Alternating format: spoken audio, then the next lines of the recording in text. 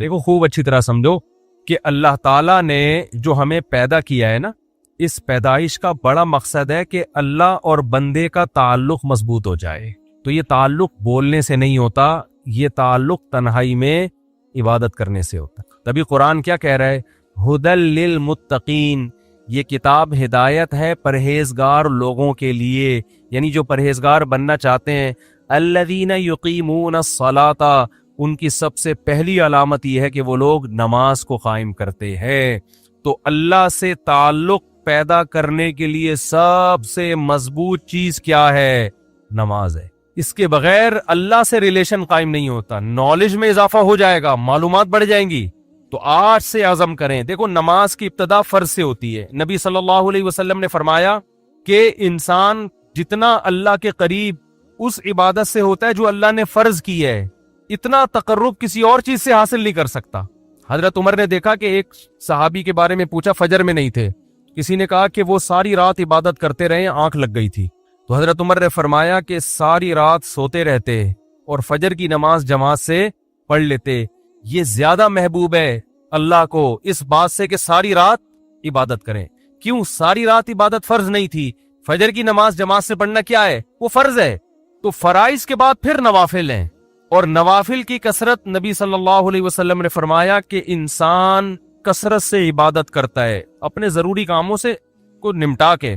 فرمایا کہ اتنی عبادت کرتا ہے کہ یہاں تک اللہ تعالیٰ فرماتے ہیں میرا ایسا محبوب بن جاتا ہے کہ میں اس کی آنکھ بن جاتا ہوں جس سے وہ دیکھتا ہے، میں اس کے کان بن جاتا ہوں جس سے وہ سنتا ہے، میں اس کے ہاتھ بن جاتا ہوں جس سے وہ پکڑتا ہے، میں اس کے پاؤں بن جاتا ہوں جس سے وہ چلتا ہے. یعنی یہ مبالغہ ہے. کیا مطلب؟ کوئی کام اس کا پھر میری مرضی کے خلاف نہیں ہوتا. ایسی اللہ کی محبت اسے ملتی ہے. تو بھائی عمل کے لیے صرف علم کافی نہیں ہے، اللہ سے تعلق ضروری ہے. اور یہ خوب اچھی طرح سمجھ لیں، یہ جو آج ڈپریشن، اسٹریس، ٹینشن، یہ سب چیزیں ہیں نا، یہ مسئلے گولیوں سے حل ہونے والے نہیں ہیں، یہ نفسیاتی ڈاکٹروں سے حل ہونے والے نہیں ہیں.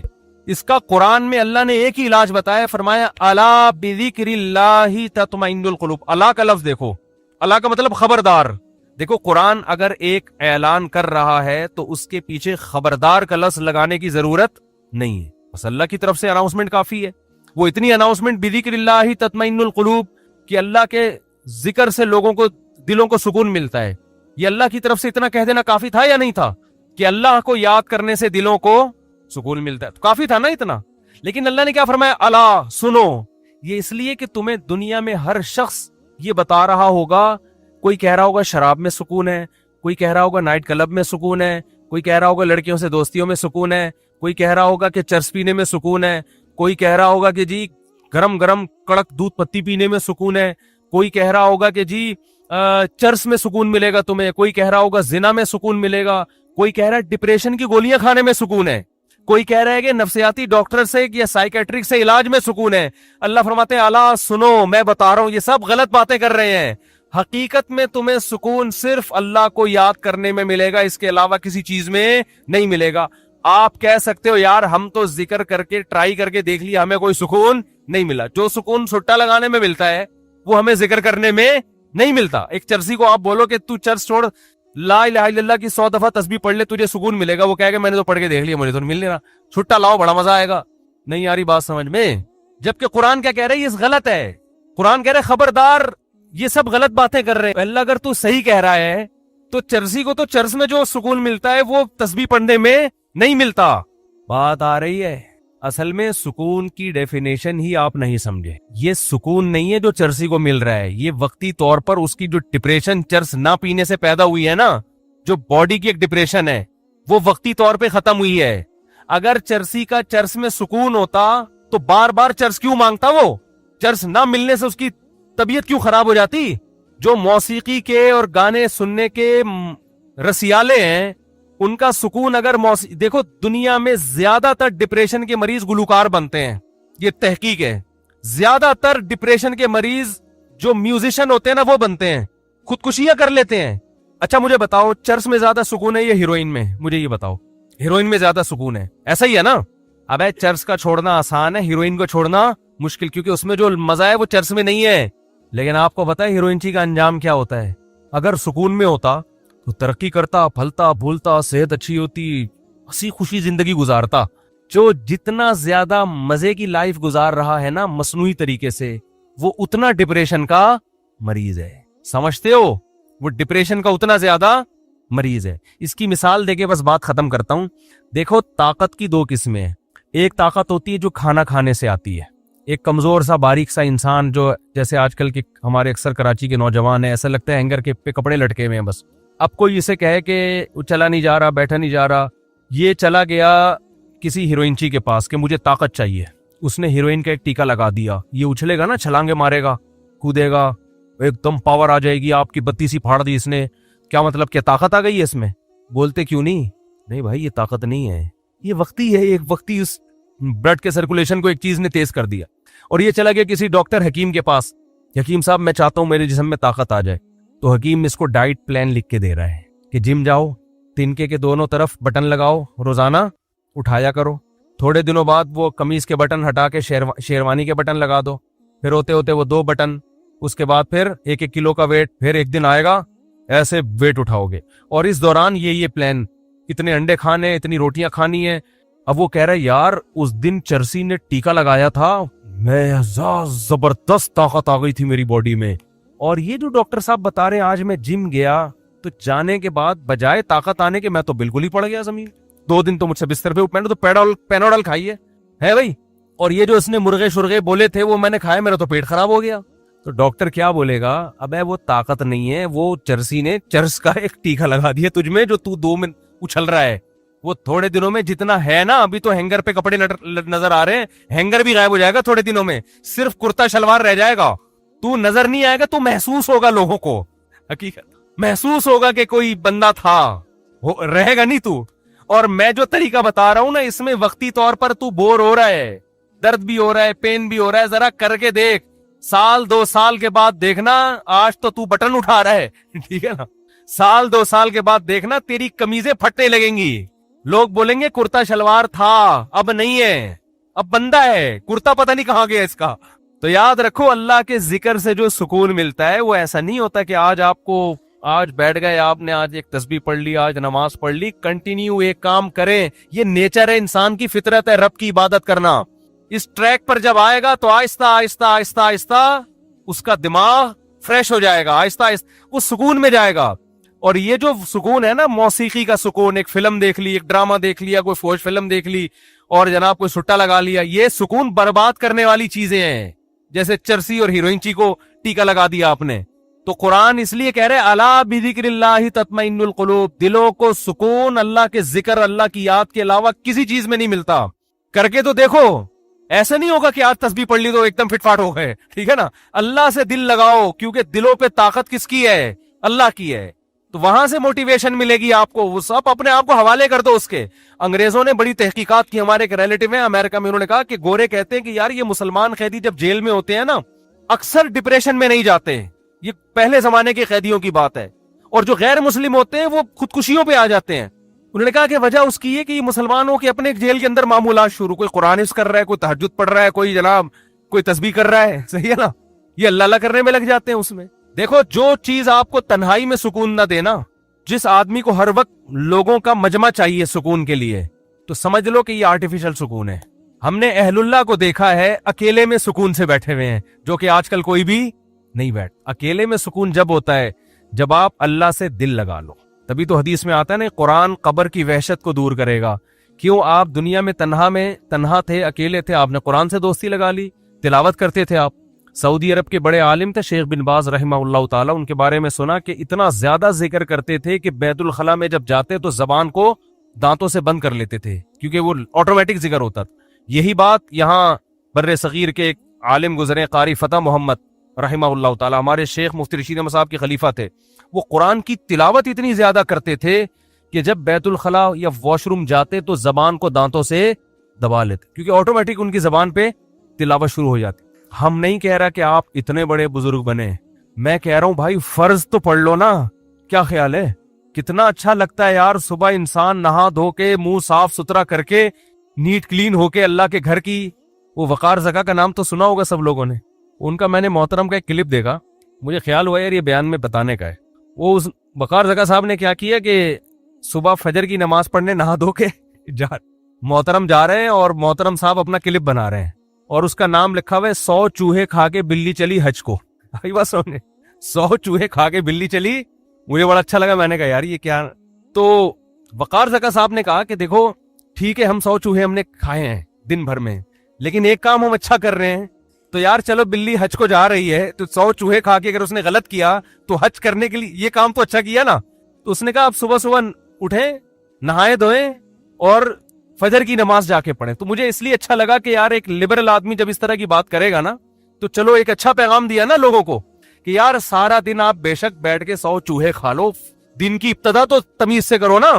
मैं नहीं कह रहा कि वो 100 चूहे खाने वाली बात सही है गलत है, इस बहस में मैं नहीं पढ़ रहा, किसी की शख्सियत पे मैं नहीं जाता कि कौन सही है कौन गलत है, लेकिन मैसेज बड़ा अच्छा दे दिया। मैंने बड़ी रिप्लाई किया, मैंने कहा यार ये मैसेज बड़ा खानदानी दिया। बहुत से लोगों को शायद इससे ख्याल हो कि यार दिन भर जो मर्जी बदमाशियां करें, दिन की इब्तदा तो कम से कम तमीज से हो जाए ना। तो सुबह सुबह नहा धो के, आप कभी नहाओ नहीं बेशक सर्दियों में, वुजू कर लो आप, वैसे नहा के आओ ठंडे पानी से, मजा ना आए पैसे वापस। सर्दियों में कराची की सर्दी काबिल बर्दाश्त होती है, सुबह आप ठंडे पानी से नहाओ, पहला मग्गा काकड़ दिन ना करेगा, उसके बाद बिल्कुल टाइट हो जाएगा हिसाब। या शॉवर जब खोलोगे तो पहली जो छींटें पड़ेंगी वो एक तरफ टर्न करके आप हिलोगे, वाइब्रेशन होगी, रीस्टार्ट हो जाओगे आप, बहुत टाइट हो जाएगा काम, बस खत्म कर रहा हूं। तो जब नहा धो के आप आओ तो आप देखो कैसा सुकून मिलता है इंसान को। हमारी इबादत जो इस्लाम ने रखी है ना, उसमें तहारत रख दी है, इस तहारत से इस इबादत का मजा दुगना हो गया है। अगर इस्लाम में ये वुजू ना होता या इस्लाम में नमाज के लिए इस्तिंजा ना होता और मिसवाक ना होती, दांत साफ करने ना होते, तो फिर नमाज का आधा मजा तो खराब हो जाता। वुजू में तकलीफ होती है इंसान को, लेकिन ये वुजू इंसान को फ्रेश कर देती है। फिर पाक कपड़े पहन के आने का हुक्म है, अगर नापाकी के साथ इजाजत होती नमाज की रूहानियत खत्म हो जाती। कितना अच्छा लगता है फजर की नमाज में, और जो फजर में आ गया इसका मतलब बाकी सारी नमाजें पढ़ लेगा वो। इरादा करें मेरे भाई कुछ अल्लाह का को याद करने की, और इरादे इब्तदा किससे करनी है? फर्ज नमाज से। और जुर्माना रखें अपने ऊपर। अभी जितने लोग बैठे हुए हैं अज़म करें कि जिसकी कल फजर की जमात गई उसका नाश्ता क्या, नाश्ता उसी दिन करना है जिस दिन फजर की नमाज जमात से पढ़नी है। जब तक सजा नहीं देंगे अपने आप को, इंसान को मोटिवेशन नहीं मिलती, इंसान का बच्चा बोलो नहीं बनता। समझते हो? ये जो आयत, इस किस्म की कुरान में जितनी भी आयतें हैं जिनमें अल्लाह ये फरमाते हैं कि हमें पता है कौन सही है कौन गलत है, हमें मालूम है, तो अल्लाह हमें ये क्यों बताते हैं और नबी को क्यों बता रहे हैं कि हमें पता है कि कौन सीधे रास्ते पर है और कौन गलत रास्ते पर? वो तो सबको पता है कि अल्लाह को पता ही है। क्या ख्याल है भाई? भाई सबको पता है कि अल्लाह को पता ही है कि कौन सीधे रास्ते पर और कौन गलत रास्ते पर। ये असल में तसल्ली है, और ये बहुत बड़ी तसल्ली है। जब भी आप सीधे रास्ते पे चलेंगे, तौहीद का रास्ता, सुन्नत का रास्ता, हक का रास्ता, तो आप सही चल रहे होंगे, लोग आपको गलत कह रहे होंगे। लोग कहते हैं हमें फॉलो करो, हम जैसे कह रहे हैं ना वैसा करो। और लोग किस रास्ते की तरफ बुलाते हैं? लोग ख्वाहिशात की तरफ बुलाते हैं। इंसान का ना दुनिया में जिन लोगों का आखिरत पर ईमान नहीं है, जन्नत जहन्नम पर ईमान नहीं है, अक्सरियत का तो ईमान नहीं है जन्नत जहन्नम पर, तो जब उनको जन्नत और जहन्नम का यकीन ही नहीं है तो वो इसी दुनिया को सब कुछ समझते हैं। जब इस दुनिया को इंसान सब कुछ समझेगा तो इस दुनिया को भरपूर तरीके से एंजॉय करने की कोशिश करेगा कि नहीं करेगा? बोलो ना यार, करेगा। बहुत से तो कहते हैं आखिरत है, लेकिन ऊपर ऊपर से ना, वो अंदर से नहीं है, अंदर में नहीं है, ऊपर ऊपर से कहते हैं ये मुर्दे तो सड़ के खत्म, बदबू, लाश, गाय भैंसें मरती हैं, उनका भी वही अंजाम होता है जो इंसानी लाशों का होता है। तो कोई आखिरत में नहीं है कुछ भी। हो तो ट्राई करने के लिए जुम्मा पढ़ लेते हैं, रमजान के रोजे भी रख लेते हैं, अगर हुआ तो शायद काम आ जाए, लेकिन कोई मजेदार ईमान नहीं है। तगड़ा ईमान जिसे कहते हैं ना, जो आपको हजरत मौलाना इलियास रहमतुल्लाह अलैह जो थे ना, तबलीगी जमात के बानी, वो फरमाया करते थे कि हमारी जो 2 रकत नमाज है ये हमारे दुनिया के काम नहीं बनाती, तो जन्नत में हूर कहां से दिलाएगी ये? ठीक, इतनी ऐसी हम नमाज पढ़ते हैं, बिल्कुल ना दिल लगाते हैं उसमें, ना खुशू खुजू ना आदाब, इसे पढ़ के हमारा कोई काम होता ही नहीं है। तो ऐसे वो वजह उसकी ये कि ध्यान नहीं है ना, आखिरत पर यकीन होता है तो क्या होता है? ध्यान होता है। پتا ہوتا ہے بھائی میں نے اللہ کو جواب دینا ہے، تو ایک فارمیلٹی سی پوری ہو رہی ہے، آ رہے ہیں جا رہے ہیں. تو میں یہ کر رہا تھا کہ جب آخرت پر پورا یقین نہ ہو یا ہو تو معمولی سا ایک شبہات ہوں، تو عمل میں جو جان ہے نا وہ کیا ہو جاتی ہے، ختم. اور پھر انسان خواہشات کو زیادہ فالو کرتا ہے. وہ دین کو بھی اس حد تک فالو کرے گا جس حد تک خواہشات اس کو فالو کرنے دیں گی، کیونکہ دین کی ہر چیز ایسی تھوڑی ہے جس میں معاشرہ رکاوٹ ڈالے. بہت ساری دین کی چیزیں ایسی ہیں معاشرہ کہتے ہیں چلو بھائی کر لو، ماشاءاللہ اچھی بات ہے یار، اگر کر لو تو ٹھیک ہے، نماز پڑھ لو، روزہ رکھ لو. کچھ چیزیں تو معاشرہ بھی اجازت دیتا ہے، وہ بھی 5 ٹائم پابندی سے نماز کی وہ بھی اجازت نہیں دے گا کہ آپ بہت زیادہ نمازی بن گئے، پروفیشنل نمازی جسے کہتے ہیں. تو جب آخرت پر پورا یقین نہیں ہوتا تو انسان پھر کیا کرتا ہے کہ یار پہلے خواہشات، جو موٹی موٹی خواہشات ہیں نا وہ پوری، جس میں سب سے پہلے پیسہ ہے. پیسے پہ لوگ کمپرومائز نہیں کرتے، کیونکہ غریب آدمی کو دنیا کا ناکام انسان سمجھا جاتا ہے. خواہشات کس سے پوری، غریب پوری کرتا ہے یا مالدار؟ بھائی غریب آدمی کا بریانی کھانے کا دل چاہے گا تو جیب میں پہلے ہاتھ ڈالے گا کہ پیسے ہیں یا نہیں. نکل آئے تو پھر 10 دفعہ سوچے گا یہ اگر بریانی میں خرچ کر دیے تو گھر میں بچوں کے لیے کھچڑی پکانے کے پیسے بھی بچیں گے کہ نہیں بچیں گے. تو وہ یہ ساری چیزیں جب سوچتا ہے نا تو وہ جیب سے ہاتھ واپس نکال لیتا ہے. ایسے ہی ٹھیک ہے، پیسہ ہو تو بریانی کیا. پیسے والے آدمی تو سوچ رہا ہوتا ہے کہ سب کچھ کھا کھا کے تھک گئے ہیں، اب کیا کھائیں یار. تو باتیں ہو رہی ہوتی ہیں نا دوستوں میں، یار وہ بیف نہیں، ہمیں بیف رہنے دے، ایسا کر مٹن لے آ. مٹن نہیں یار، ایسا کر مٹن کو چھوڑ تو چکن لے آئے. ابے چکن تو کل بھی کھایا تھا یار. ہوٹل میں یہی بات ہو رہی ہوتی ہے نا، ابے چکن تو کل کھایا تھا، ایسا کرو ملائی بوٹی صحیح رہے گی. ابے ملائی بوٹی، چل ایک ملائی بوٹی لیا. ایسے نا بیزاری سے، پیسے بہت ہیں ٹھیک ہے نا. ایک ایسا کر، وہ اس کو جب آرڈر دے رہے ہوتے ہیں نا، ایک ایسا کر ملائی بوٹی لیا. اور چانپیں ہیں، وہ چانپ کو کیا کہتے ہیں آج کل، ایک بڑا اچھا سا نام آیا ہے. خیر یار ایک بڑا مشہور نام ہے چانپوں کا، چلیں چھوڑیں، چانپیں ہی صحیح ہیں. تو ایسا کر چانپیں لیا، اور رائس میں جو ہے نا افغانی پلاؤ لیا.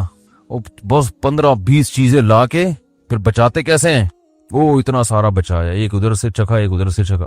تو مالدار آدمی کو تو سمجھ میں نہیں آ رہا ہوتا کہ ساری خواہشات پوری ہو گئی، اب کیا کروں میں. ایک ہی خواہش پوری نہیں کر رہا ہوتا، دوسری شادی والی، باقی ساری خواہشات یہ ایسی خواہش ہے جس کو لے کے قبر میں دفن ہو جاتا ہے بیچارہ. یہ مالدار بھی پوری نہیں کرتا. اس کے علاوہ جتنی خواہشات ہیں بتاؤ کوئی خواہش چھوڑتا ہے. تو میرا تو ہر ایک سے واسطہ پڑتا ہے نا، کمپنی کے مالکان بھی آتے ہیں کچھ مشوروں کے لیے، تو ایسے ایسے ارب پتی لوگ، کروڑ پتی لوگ آتے ہیں. میں حیران ہو جاتا ہوں یار کیا کتنا پیسہ اللہ نے. نوجوان آدمی کہتا ہے میں اسپین سے ناشتہ منگواتا ہوں. بڑے بھائی کہہ رہے وہ ہمارے ہاں جو مکھن ہے وہ اسپین سے آتا ہے، جیم وہاں کا اچھا ہوتا ہے، جاپان کا. ملکوں کے نام میں بھول رہا ہوں، اب میں نے کوئی یاد تھوڑی کر کے رکھے ہوئے تھے کون سے ملک کا جیم. ہم نے تو یہیں سے خریدنا ہے بھائی، ادھر سے. جس ملک کا بھی جیم اچھا ہو ہم نے کہاں سے خریدنا ہے. وہ جو پرچون کی دکان ہے بھائی، تو جو ذرا سستا والا ہمیں نکال کے دے دے صحیح ہے نا، 50 روپے کم میں جو مل رہا ہے وہ دے دے بھائی تو ہمیں. ایسے ہی ہمارے ایک دوست تھے، وہ بھی کہہ رہے تھے میں نے یہ بادام جو ہے نا پتہ نہیں ایران سے منگوائے ہیں، یہ پستہ جو ہے یہ پتہ نہیں چائنا کا ہے، یہ فلانے یہ اخروٹ وہاں کا ہے. تو ہمیں مذاق سوجا، ہم نے کہا یہ مونگ پھلی کھائیں. کہہ رہے کہاں کی؟ میں نے کہا فلسطین سے منگوائی ہے میں نے. ٹھیک ہے پھینک رہے ہو تو بھائی ہم نے بھی تھوڑی سی پھینک دی، کیا ہے. تو دولت مند آدمی جو ہے نا، دولت مند آدمی، مالدار آدمی کے پاس تو پیسہ اتنا ہے کہ اس کو سمجھ میں نہیں آ رہا کہ میں کروں کیا. تو اب جب آخرت پر پورا ایمان نہیں ہوتا تو انسان خواہشات کو پھر، بھئی جب سب کچھ یہی دنیا ہے تو یار مزے ہونے چاہیے نا. لائف کو کیا ہونا چاہیے، انجوائے کرو، انٹرٹینمنٹ ہو. یہ والی فلم دیکھ لی اب دل بھر گیا، اب کوئی دوسری فلم اسی ٹائپ کی کہانیوں سے دل بھرا تو اب تھوڑا فلم کا اسٹائل بھی چینج ہونا چاہیے، ٹھیک ہے نا. تو مختلف فلمیں دیکھ لی، ڈرامے دیکھ لیے، سارے انٹرٹینمنٹ، اس کے بعد بھی کم بخت آخر میں بور ہو رہے ہوتے ہیں. یار کیسی بورنگ لائف گزر رہی ہے. غریب آدمی بور نہیں ہوتا، وہ تو اسی بریانی کے چکر میں نا جو اس دن رہ گئی تھی سوچنے کے لیے اس کے پاس ٹائم ہوتا ہے نا، وہ اسی کو سوچ رہا ہوتا ہے، تو بور نہیں ہوتا وہ. تو خیر کہاں سے کہاں بات چلی جاتی ہے یار. تو خواہشات جو ہے نا، انسان کی خواہشات، وہ خواہشات جب آخرت پر پورا یقین نہیں ہوتا، ایمان نہیں ہوتا، تو انسان ہدف کس کو بناتا ہے؟ خواہشات کو. اب ہر وہ چیز جو اس کی لائف میں انٹرٹینمنٹ کو ختم کرنے کا یا کم کرنے کا ذریعہ بن رہی ہو، وہ اسے قبول نہیں کرتا. چاہے وہ اصطلاحی اعتبار سے یعنی نام کا مسلمان ہی کیوں نہ ہو، غیر مسلم تو دور کی بات ہے، مسلمان ہی کیوں نہ وہ بھی نہیں کرتا۔ اکثر آج کل تو اکثر مسلمان شریعت کو فالو، پوری شریعت کو فالو نہیں کرتے، اتنی کرتے ہیں جتنی کلچر اجازت دیتا ہے۔ اب ہوتا یہ ہے کہ اس معاشرے میں جہاں ایمان کی کمی ہے، لوگ خواہشات کے پیچھے چل رہے ہیں، کوئی ایک سر پھیرا پیدا ہو جائے جو کہے میں شریعت کو فالو کروں گا، تو وہ غلط راستے پہ ہے یا سیدھے راستے پہ؟ تو پبلک اس کو کیا کہہ رہی ہوتی ہے؟ غلط راستے پہ۔ ابھی ہمارے ایک دوست کا واقعہ ہوا ہے، ان کی کسی کوئی رشتہ دار خاتون نے کسی ملک میں غیر مسلم مرد سے نکاح کر لیا۔ یورپ میں، امریکہ میں اس طرح کے واقعات ہو رہے ہیں، اللہ تعالیٰ سب کو اپنی پناہ میں رکھے۔ تو کفر ہے سیدھا سیدھا، زنا پہ آپ نکاح کا لیبل لگائیں، یہ تو برائی پہ آپ نے، شراب پہ آپ حلال کا لیبل لگا کے اس کو پی رہے ہیں، یہ تو کفر ہے نا، اللہ کی آیات کے ساتھ مذاق ہے۔ بھائی شراب کو شراب سمجھ کے پیو، گناہگار ہو تو اللہ سے توبہ کرو، اللہ توبہ کی توفیق دے۔ گناہ کو گناہ سمجھ کے انسان کرتا ہے تو وہ گناہ ہے، اس کی سزا پانے کے بعد ایک دن جہنم سے نکل جائے گا، کیونکہ ایمان کی برکت ہے، برائی کو برائی سمجھتا تھا۔ لیکن اگر آپ شراب کو فخر سے پینا شروع کر دیں، بولیں اچھا کر رہا ہوں میں، یا اس پہ حلال کا لیبل لگا دیں کہ یہ نہیں، یہ حرام ہے ہی نہیں، حلال ہے، تو وہ ان آیتوں کا انکار ہو گیا نا، قرآن کی جو آیتیں ہیں ان کا انکار ہو گیا نا، جس میں اللہ نے فرمایا انما الخمر والمیسر والانصاب والازلام رجس، اے ایمان والو شراب، جوا اور یہ پانسے اور بت پرستی یہ سب ناپاک چیزیں ہیں، فجتنبوہ، اللہ نے شراب کو بتوں اور جوے کے ساتھ ذکر کیا ہے، جو بت کھڑے کیے جاتے تھے نا ان کے ساتھ، اتنے گندا عمل ہے اللہ کی نظر میں، فجتنبوہ، چھوڑ دو اس کو۔ صحابہ نے یکدم چھوڑ دیا، اللہ نے کہہ دیا نجس، تو پھر بھی اگر آپ نہیں چھوڑتے اس کو تو آپ کہو میں غلط کر رہا ہوں۔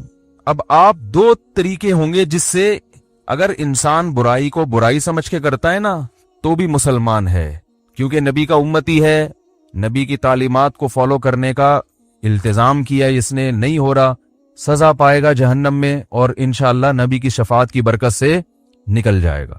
لیکن اگر آپ نے شراب کو یہ کہہ دیا کہ یہ حلال ہے، تو یہ قرآن کی آیت کا انکار ہے یا نہیں ہے؟ تو اللہ کو غضب آئے گا، میں کہہ رہا ہوں حرام ہے، تو کہاں سے کہتا ہے کہ حلال ہے؟ یا آپ نے شراب کو غلط سمجھا مگر آپ اس غلط پہ فخر کر رہے ہیں، آپ کہہ رہے ہیں حرام ہے تو ہوتا رہے، یہ تو اسلام نے ایسے ہی حرام کر دیا، میں تو پیوں گا، فخر کر رہے ہو، کوئی ہے روکنے والا تو روک لے مجھے، ہم تو صحیح کر رہے ہیں، یہ تو ڈپریشن کا علاج ہے بھائی، پاگل ہیں جو لوگ شراب نہیں پیتے، چھوڑو ان مولویوں کے چکر میں نہیں پڑو۔ تو یہ بھی گناہ پہ فخر کے ساتھ ہے نا، یعنی کوئی آپ اللہ سے پھڈا کر رہے ہو۔ بھائی دیکھو، ایک پولیس والا آپ کو دیکھ لیتا ہے، آپ نے گاڑی میں سیٹ بیلٹ نہیں باندھی ہوئی، ٹھیک ہے نا، تو پولیس کے احترام میں آپ کم از کم اس وقت باندھ لیتے ہو کہ یار یہاں سے گزر جائیں پھر کھول لیں گے، لیکن آپ اس کے سامنے سیٹ بیلٹ کھول کے جا رہے ہو، پولیس والے نے دیکھا آپ کو ہاتھ دیا تو آپ کیا کر لیتے ہو؟ سوری کر لیتے ہو، یار غلطی ہو گئی، آئندہ خیال کروں گا۔ ممکن ہے پولیس والا چھوڑ دے، چل یار جا، آئندہ شکل سے کچھ شریف آدمی لگ رہا ہے، باتیں بھی شرافت والی کر رہا ہے، چل جا، ہو سکتا ہے چھوڑ دے، اور یہ بھی ہو سکتا ہے کہ پینلٹی لگا دے، جرمانہ لگا دے۔ تو آخرت کا بھی معاملہ ایسا ہے، گناہ ہو گیا تو ہو سکتا ہے آپ کی نیکیاں اتنی ہو کہ اللہ اس گناہ کو ختم کر دے، ویسے ہی معاف کر دے۔ یہ بھی ممکن ہے کہ نبی کی شفاعت کام آ جائے، یہ بھی ممکن ہے کوئی خاندان میں کوئی شہید ہو، کوئی حافظ ہو، عالم ہو، وہ بخشوا دے، بہت سارے آپشن ہیں مسلمان کے پاس۔ لیکن اگر ایک بات بتاؤ، آپ سیٹ بیلٹ نہیں تھی، پولیس نے آپ کو روکا، آپ پولیس کے سامنے کھڑے ہو گئے، آپ نے کہا سوری نہیں کر رہے، آپ کہہ رہے ہو ہاں تو میں نہیں باندھتا تو کیا کر لے گا میرا ہے؟ بھائی نہیں باندھ رہا میں سیٹ بیلٹ، وہ آپ کو لا کی کتاب دکھاتا ہے کہ دیکھو لا میں یہ لکھا ہوا ہے کہ سیٹ بیلٹ باندھنا ضروری، حکومت پاکستان کا قانون ہے، آپ کہتے ہو میں اس قانون کو نہیں مانتا، پولیس والا چھوڑے گا آپ کو؟ ایک صورت میں چھوڑے گا کہ آپ اس سے بھی بڑے کوئی پولیس والے ہو، کیا خیال ہے؟ اس سے بڑے آفیسر ہو تو چھوڑ دے گا، سر آپ جائیں، آپ کا ملک جانے، ہم تو چھوٹے لوگ، آپ کا کیا؟ لیکن اگر آپ چھوٹے ہو تو یہ بدماشی برداشت کرے گا؟ کبھی برداشت، یہ تو بغاوت میں آ رہی ہے نا یہ بات، کہے گا نہیں بھائی نہیں چھوڑوں گا میں۔ تو جب اللہ تعالیٰ نے کہہ دیا کہ یہ چیز حرام ہے، آپ گناہ سمجھ کے کر رہے ہو، بخشش کا آپشن کسی درجے میں ہے، نہیں تو سزا مل کے تو بخشے ہی جاؤ گے، سزا پانے کے بعد، وہ سزا بھی تھوڑی نہیں ہے، اللہ سب کو بچائے۔ لیکن آپ کہہ رہے ہو کہ میں تو پیوں گا، کوئی روک سکتا ہے تو روک لے، کوئی غلط نہیں، میں اس قانون کو ہی نہیں مانتا، میں اسلام کے اس قانون کو غلط سمجھتا ہوں، تو میرے بھائی پھر یا تو اللہ سے اگر بڑے ہو پھر تو چھوٹ جاؤ گے، یا آپ کے پاس کوئی ایسی سفارش ہو جو معاذ اللہ سے بھی کسی بڑی ذات کی سفارش ہو، جس کی اللہ بھی اس کے سامنے عاجز، معاذ اللہ عاجز آ جاتا ہو۔ ظاہر ہے ایسا تو کوئی بھی نہیں ہے۔ اس مائک کو کیا ہو رہا ہے بھائی؟ کچھ لگ رہا ہے کچھ نہیں، یہ مائک کی بیٹری مجھے لگ رہا ہے کمزور ہو رہی ہے، आवाज जो है ना इसकी आहिस्ता आहिस्ता, जैसे बैटरी जब कमजोर होती है ना इसकी, जो जहां से आवाजें आ रही हैं जी, तो जो है ना फिर नहीं छोड़ेगा आपको वो। तो अल्लाह काफिर की बख्शिश का ऑप्शन अल्लाह ने खत्म कर दिया इसी वजह से कि तुम तो अकड़ की जिंदगी गुजारते थे, तुम तो मानते ही नहीं थे, तो इस मौत से पहले तौबा कर ली तो ठीक है, नहीं तो फिर नहीं बख्शिश, अल्लाह कहेगा नहीं छोड़ूंगा। तो याद रखो आज एक बड़ी मुसीबत ये हो गई है, यूरोप में यूएसए वगैरह में ऐसे कुछ वाकयात सामने आ रहे हैं कि मुसलमान लड़की गैर मुस्लिम मर्द से निकाह कर रही है, हालांकि कुरान के साफ अल्फाज हैं वला तुनकिहुल मुशरिकाती वला तुनकिहुल मुशरिकीन हत्ता युमिन्ना, मुशरिक मर्द से औरत निकाह, मुसलमान औरत निकाह नहीं कर सकती जब तक कि वो ईमान कबूल नहीं कर लेता, इस्लाम कबूल नहीं कर लेता। मर्द को इजाजत है कि ईसाई या यहूदी औरत से निकाह कर सकता है चंद शर्तों के साथ, वो शर्तें मैं अक्सर बयानात में उलमा से आप सुनते रहते हैं, हम भी बता चुके हैं। लेकिन औरत को किसी सूरत में इजाजत नहीं है कि वो गैर मुस्लिम मर्द से, और मुसलमान भी सिर्फ यहूदो नसारा, ईसाई, क्रिश्चियन और यहूदी, हिंदू लड़की से मुसलमान निकाह बोलो भाई नहीं कर सकता। मुस्लिम जो है वो सिख लड़की से निकाह नहीं कर सकता। तो ये शर्त है, ये अल्लाह ने हुक्म दे दिया। अब किसी गैर मुस्लिम को अगर इस पे एतराज हो रहा है कि भाई इस्लाम ने ऐसी पाबंदी क्यों लगाई, तो भाई ये तो इस्लाम जाने, इस्लाम को फॉलो करने वाले जाने ना, इसमें आपको क्या एतराज है? इस्लाम आपको कोई छेड़ थोड़ी रहा है, कोई तंग थोड़ी कर रहा है, आपको आपस में निकाह की इजाजत दे रहा है। इस्लाम ने गैर मुस्लिमों के बारे में इतना बड़ा ज़र्फ रखा है कि अगर कोई मियाँ बीवी जो गैर मुस्लिम थे उनकी शादी हो गई, इस्लाम कबूल करते हैं, तो इस दोबारा से उनको निकाह की जरूरत नहीं है। इस्लाम उनके पुराने निकाह को जो उनके मजहब के मुताबिक हुआ था उसको सही मानता है। समझ रहे हैं बात को? किसी हिंदू ने हिंदू लड़की से शादी की, अब मुसलमान हो रहे हैं दोनों, तो दोबारा निकाह की पढ़वाने की जरूरत नहीं है। उनकी जो औलाद हुई वो भी हलाल समझी जाएगी और यही समझा जाएगा कि इनका जो हिंदू मजहब के मुताबिक निकाह हुआ था, तो चूंकि इनके मजहब में ये निकाह दुरुस्त है, इस तरीके से निकाह होता है, तो जब इस्लाम लाएंगे तो इस्लाम कहेगा हम आपके मजहब के मुताबिक जो निकाह हुआ था उसको दुरुस्त मानते हैं। तो उनके मजहब को इस्लाम ने छेड़ा ही नहीं है इस मामले में।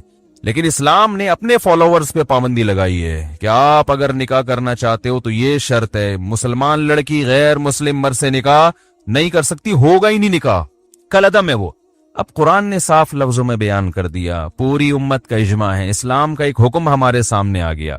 अब अगर मुसलमान लड़की किसी गैर मुस्लिम मर्द से निकाह करती है तो जाहिर है वो निकाह करके जो उनके दरमियान सेक्सुअल रिलेशन होगा उसको हलाल समझ रही है ना, लीगल समझ रही है, हालांकि अकॉर्डिंग टू शरिया वो लीगल नहीं है।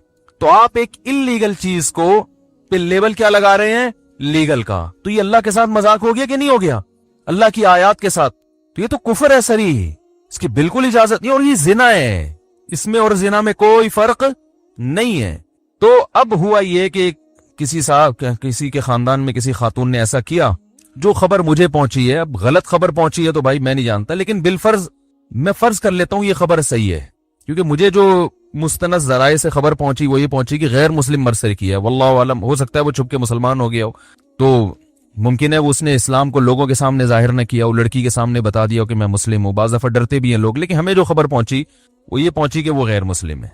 अब क्या हुआ है कि जब पता चला कि गैर मुस्लिम है तो खानदान ने बहरहाल वो सेलिब्रेट किया, कोई बात नहीं, शादी तो शादी होती है, कार्ड भी छप रहे हैं, लोग मुबारक। एक था सर फिरा कोई, उसने कहा भाई मैं नहीं इसमें जाऊंगा इस शादी में, और ये गलत हो रहा है। उसने व्हाट्सएप पे फेसबुक पे आवाज उठाई, ये गलत है, हराम है, नाजायज है, जिना को पर निकाह का लेबल मत लगाओ, मैरिज का लेबल मत लगाओ। तो अब क्या हुआ है कि बजाय इसके कि बात को माना जाता, खानदान उसके खिलाफ हो गया। ये पागल है, ये जो है ना वो मुआशरे में वो फैला रहा है, यानी एक जज्बातियत को फरोग दे रहा है। तो मैंने तो खैर उन साहब से कहा, मैंने कहा आपने अपना फर्ज अदा कर दिया, दोबारा इस पे आवाज उठाने की जरूरत नहीं है, बस आपने बाइकआउट कर लिया, नहीं गए और आपने उनको बता दिया ये हराम है, नाजायज है। इतना इस जमाने में तबलीग काफी है, बार बार एक चीज के पीछे नहीं पड़ो, छोड़ दो उनको अपने हाल। आप नहीं ताल्लुक रखो, खत्म। एक दफा तबलीग जो है ना, एक दफा काफी है, सही है ना, एक दफा तबलीग कर दी अच्छी तरह से, साफ लफ्जों में, उनको उलमा के फतावा भी दिखा दिए, दलाइल भी दिखा दिए, कुरान की आयत का हवाला भी दे दिया, बस अब पीछे नहीं पड़ो उनके, छोड़ दो अपने हाल पे, जाए जहन्नम में। लेकिन ये अमल गलत है, इसमें आपके लिए शिरकत जायज बोलो भाई नहीं है। अगर ऐसा मैरिड जोड़ा आपके घर आता है, آپ نہیں مل سکتے. بولے بھائی نہیں, یہ اس کی اجازت نہیں ہے. برائی پہ آپ اچھائی کا لیبل لگا کے گھوم رہے ہو, یہ ہم تو اس میں شریک نہیں کریں, شرکت نہیں کر سکتے. جیسے میں بتاتا ہوں نا, 3 طلاقیں دینے کے بعد بھی اگر کسی نے بیوی کو رکھا ہے تو آپ اس کا معاشرتی بائیکاٹ کریں. یہ تو اسلام کے ساتھ مذاق ہے. جب 3 طلاقیں دے دی ہیں تو بیوی تھوڑی ہے وہ. اسلام نے کہا ختم, اللہ نے قرآن میں کہہ دیا ختم.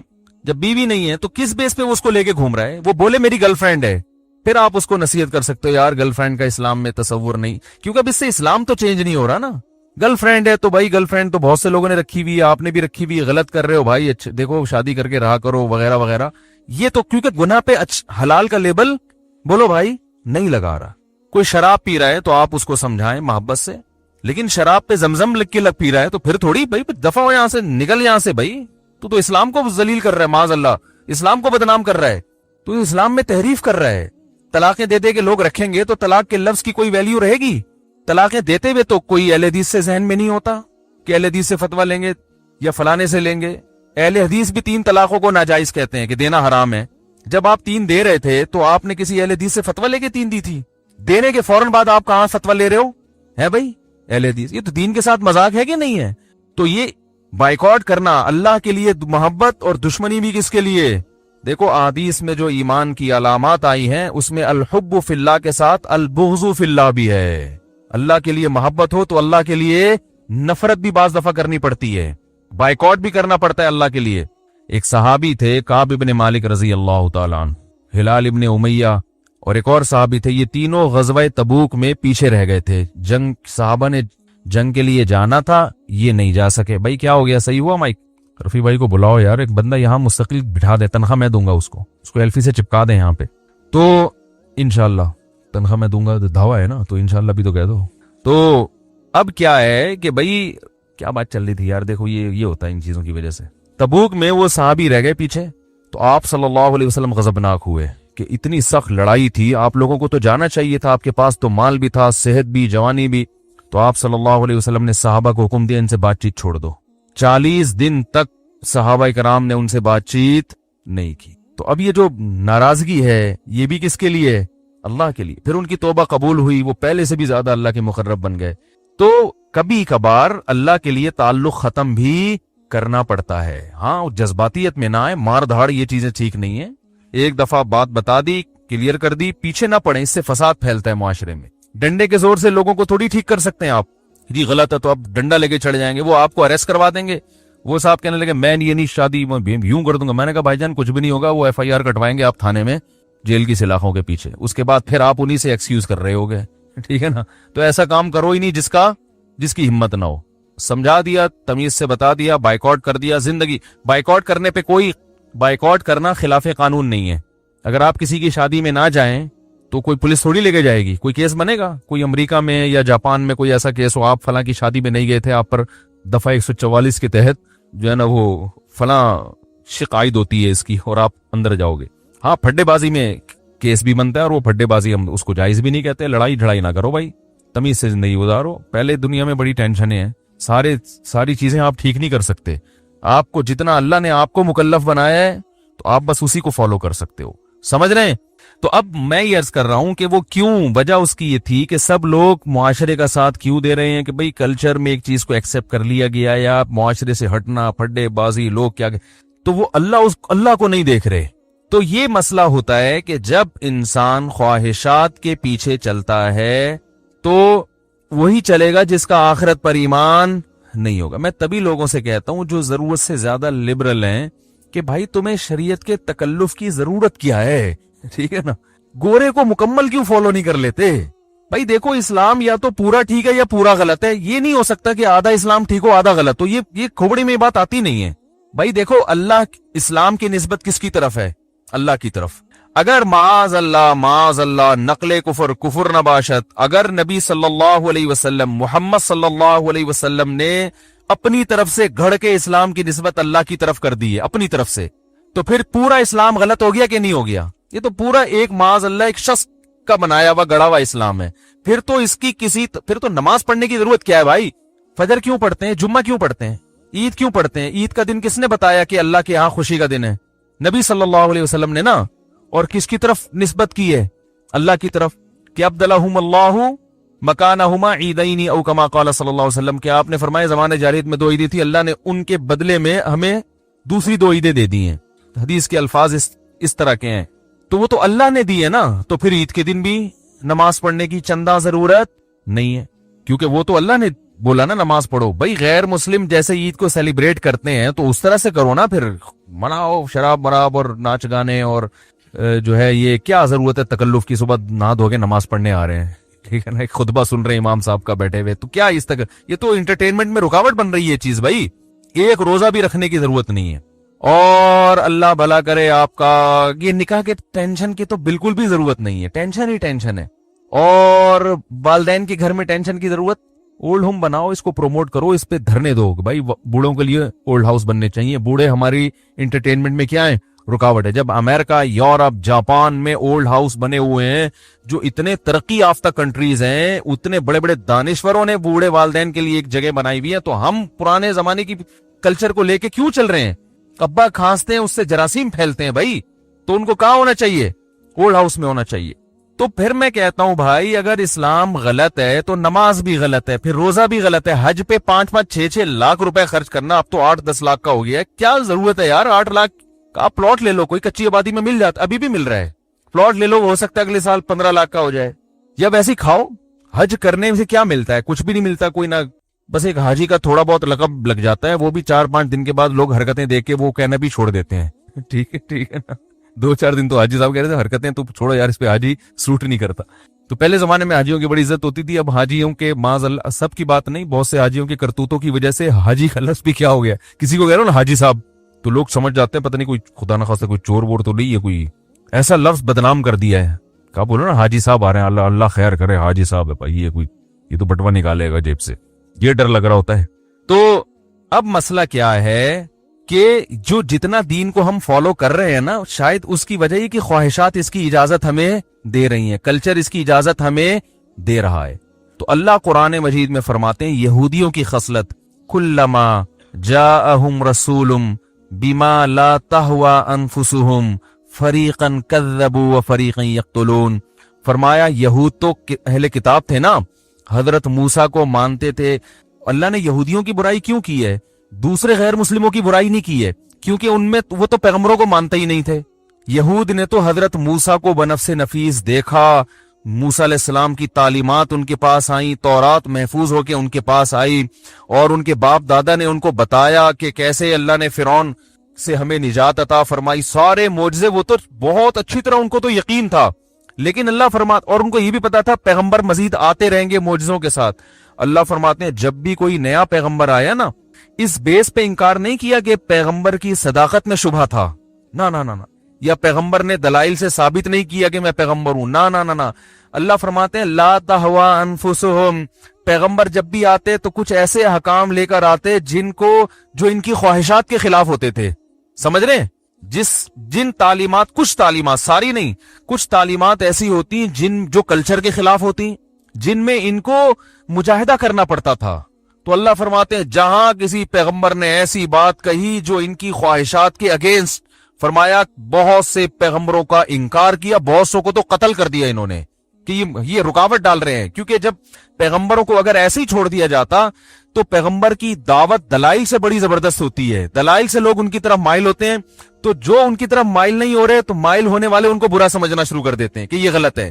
تو کوئی انسان اپنے بارے میں یہ برداشت کر سکتا ہے کہ لوگ مجھے غلط سمجھیں, تو کہتے تھے ان کو راستے سے ہٹاؤ تاکہ ہماری چودراہٹ برقرار رہے, ہم اپنی خواہشات پہ عمل کرتے رہیں. تو وہ کام جو یہودیوں نے کیا وہی کام آج مسلمان بھی کر رہے ہیں کہ نہیں کر رہے. اب نیا پیغمبر نہیں آئے گا, لیکن رسول اللہ صلی اللہ علیہ وسلم کی کچھ تعلیمات ہمیں پہنچی جو ہمیں لگتی ہیں بڑی زبردست ہیں. ان تعلیمات میں ماشاءاللہ ہمیں نبی صلی اللہ علیہ وسلم نے یہ بھی بتایا کہ جی کھانا کھانا چاہیے. کیا خیال ہے؟ بھوکا رہنا صحت کو خراب کرنا اچھا نہیں. ہمیں بڑی زبردست باتیں لگی یار, زبردست. دعوت قبول کرنی چاہیے, تو ہمیں یہ حکم بہت اچھا لگا. جو بھی دعوت کرتا ہے چاہے رات 3:45 بجے کر رہا ہو, ہم الحمدللہ جاتے ہیں. پیٹ پہلے سے بھرا ہوا بھی ہو تو مسلمان کا دل چونکہ نہیں دکھانا ہے, دوبارہ سے اسی اسپیڈ سے کھا کے واپس آتے ہیں. نبی نے حکم دیا بھائی دعوت, ولیمے کی دعوت کو حکم دیا مت ٹھکراؤ. تو ولیمے کی دعوت کے لیے آپ کو 9 بجے کارڈ پہ لکھا تھا, 12:45 بجے اس نے کھانا کھلایا.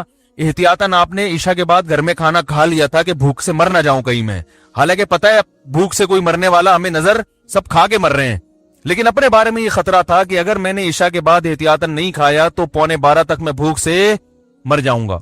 तो फिर हम मुसलमान का दिल रखने के लिए दोबारा से दावत कबूल की, 11:15 बजे जाके वहां तबीयत से फोड़ा, और फिर उसके बाद हमने गलत हदीस सुनी हुई है कि खाने के बाद मीठा खाना सुन्नत है। वैसे फराइज और वाजिबात भी पूरे नहीं हो रहे, लेकिन यहां सुन्नतों को भी अल्हम्दुलिल्लाह तबीयत से फोकस किया जा रहा है। तो मीठे की जितनी किस्में थी वो सारी खाई हैं, क्योंकि मीठा खाना हमारे ख्याल में क्या है, होता है कि नहीं होता, भाई ये तो खाओ ना, ये तो सुन्नत है। हालांकि कोई सुन्नत नहीं है खाने के बाद मीठा खाना, खाना ही सुन्नत नहीं है भाई, नबी तो फाके से रहते थे।